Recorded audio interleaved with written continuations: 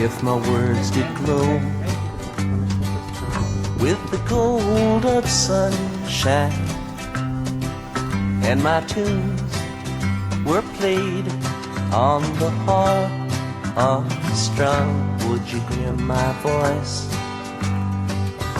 come through the music?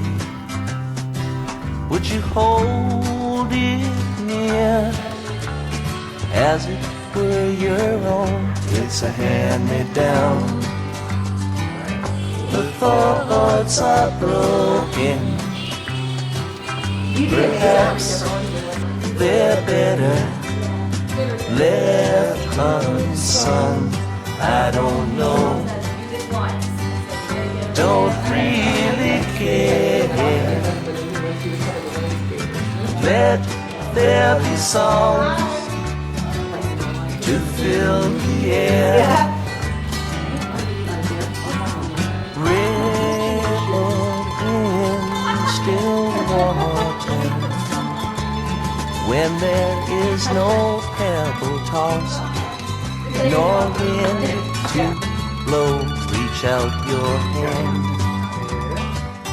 If your cup be empty, if your cup is full, may it be again, let it be known.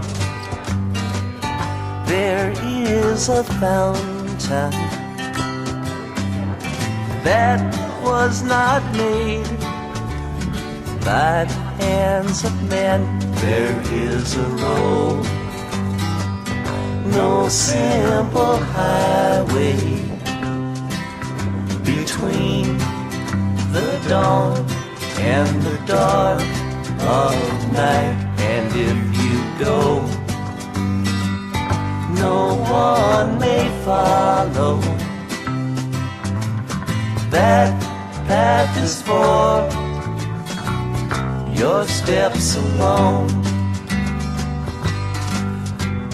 Ripple in still water when there is no pebble tossed, no wind to blow. You choose to lead, must follow. But if you fall alone. If you should stand, then who's to guide you? If I knew the way, I would take you home. La da da da, la da da da, la da da.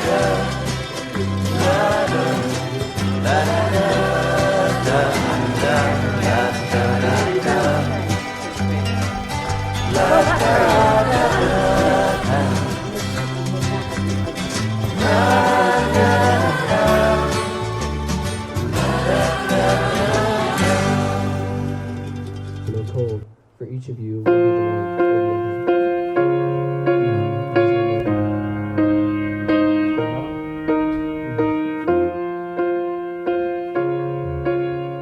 David, will you have this woman to be your wife? To live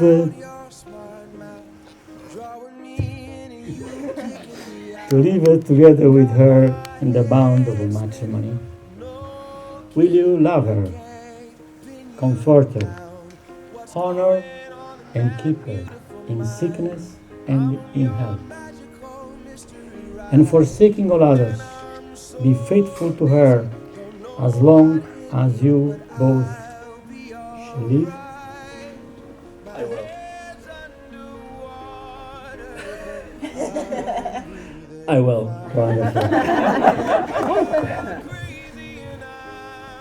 Gillian, will you have this man to be your husband, to live together with him in the bond of marriage?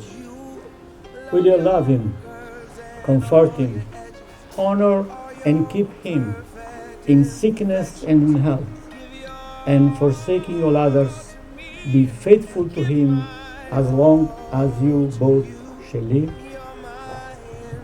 I will. And now I address the family and friends of Gillian and David. Will you support and uphold them in their marriage now and the years to come? When we met, we were both just starting to get our lives together, fumbling around, not knowing what we wanted until we found it. But today we are officially starting our lives together. These 7-ish years have been the most loving, exciting, and wonderfully beautiful of my life. And with you, I fumble no more. You and I have traveled far and wide, from Bali to Morocco to the magical Sherwood Forest in Rothbury, Michigan. We've seen music in the Red Rocks of Colorado, the gorges of Washington, the piers of New York, and the temples of Detroit. Honey, if my world isn't black, white, and gray before we met, you've turned it into Technicolor. You have opened me up to people, places, and things I never could have imagined. And as your wife, I can't wait to experience all the adventures to come. You've shown me what it means to not only be on a team, but to fight for the team. I have gone from being the independent, only child who has never been in a long-term relationship to not only being a girlfriend, but a partner and now a wife. It wasn't always easy, but over these 7.5 years, you have become as indispensable to me as water and air. You are my best friend, my cheerleader, my protector, my conscience, my fam, and my family. As your wife, I vow to hold down the fort at home when you are gone for work for days or weeks at a time. I vow to never stop trying to convince you that feta cheese or sour cream are delicious. I vow to try and remember where you left your keys, your wallet, your glasses, your belt, your shoes. I vow to keep our home full of pets because as allergic as you are to them, I know you love our furry fam more than you love breathing easily. I vow to always be your sidekick as we crisscross the U.S. and the world in search of the best tribe show, the best DJ set, and the best spicy noodles. But I also vow to be the voice of reason in these endeavors. But most of all, I vow to try to be the best partner to you the way you've always tried to be the best partner to me. With love always, and compromise sometimes. I love you.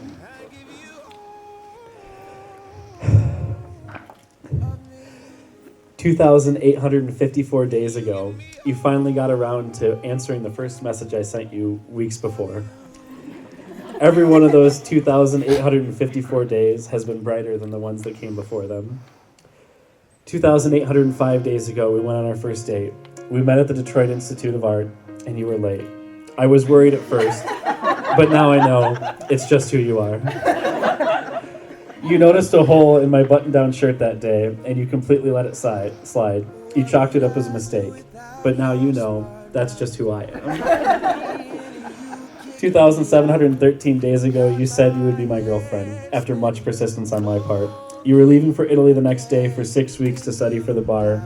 It was something I never would have thought about, and never thought I would go and do things in Italy, and here we are, let alone getting married here. You spent every one of those 2,713 days since helping to instill and nurture a love for travel in me, and you've clearly had an impact. 1,841 days ago, we went on our first music festival together. We both immediately fell in love with it, and it's something that we found together. Before we got together, we had almost nothing in common. At this point in our lives, they're so incredibly intertwined because of how much we've discovered together and how much we love doing those things together. Every time I'm doing something fun, I want it to be with you. If you're there, I'm happy. And if you're not, there's always something missing. 1,412 days ago, we moved into our own place together, a place we could truly call our own. We started by filling it with stuff. It was so empty when we moved in. I had so much fun picking out couches and beds and dressers and everything else we absolutely had to have for our new place. We opened a credit card together to help us buy those things, and that's when I knew it was serious. After the stuff came the pets. Of course, we had Pepper and the occasional visit from Voodoo, but our home wouldn't be complete until we were really breaking the condo association's rules. So we grew our family to 2 dogs and 2 cats. When you come home from work, the 4 of us, not Pepper because she's the worst, come to see you at the door because we miss you so badly. I don't mind having to split your attention with them because it feels like family. It is my family. I want you to be my family every day for the rest of my life. I don't know what day I decided to marry you, but I knew the day I decided how. It was 464 days ago. We were at a Sonny Landreth and Tad Benoit concert, and we had just noticed that STS9 had announced a tour going through New York. It was the perfect excuse to go to New York and for you to not suspect a thing. Not that we needed a reason to go to New York. I could propose to you in a way that was a new experience for both of us, and those can be few and far between. I remember calling your mom before the show was even over to try and coordinate it, to make sure Barry gave you the time off, to make sure you didn't suspect a thing, but of course you did. I will spend every day trying to keep you guessing, and you're going to spend every day seeing right through me. 351 days ago in that restaurant in New York, after a false start on my speech when I was so rudely interrupted by the amuse-bouche, I asked you to marry me, and of course you said yes. Ever since that day, I've been more and more excited. Ever since that day, we've been trying to figure out how we're going to make the best setup of our life together. Whatever decisions we make, wherever life and our careers take us, however we end up making it there, none of it matters, as long as I'm there with you every day, to have you, to hold you, and to cherish you for the rest of our days. I give you this ring as a symbol of my love. I give you this ring as a symbol of my love. And with all that I am, And with all that I am, and all that I have, and all that I have, I honor you. I honor you.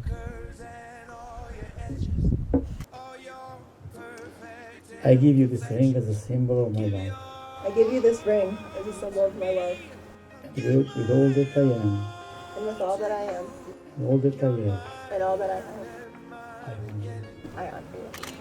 Now that Gillian and David have given themselves to each other by solemn vows, with the joining of hands, and the giving and receiving of rings, it is my joy to present them to all gathered here today as husband and wife.